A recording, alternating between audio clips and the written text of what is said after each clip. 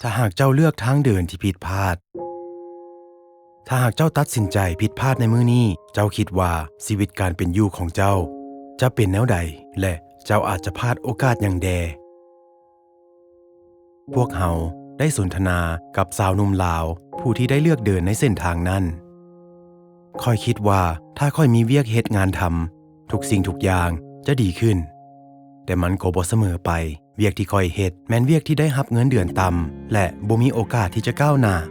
ฉะนั้นค่อยเสียใจหลายที่ปะละการเรียนแต่ถ้าหากว่า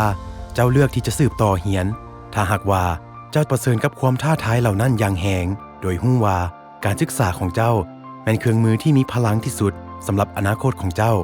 อยู่ในโรงเรียนเจ้าบ่เพียงแต่เรียนจากปึ้มเท่านั้นโรงเรียนทุกแห่งมีทั้งครูและมีแหล่งข้อมูลต่างๆเพื่อช่วยเหลือเจ้าให้ประสบผลสำเร็จในการเรียน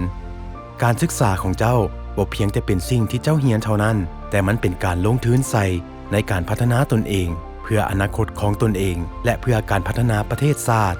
อย่ายอมแพ้ความฝันของตนเองจงสืบต่อเรียนเรื่อยๆไป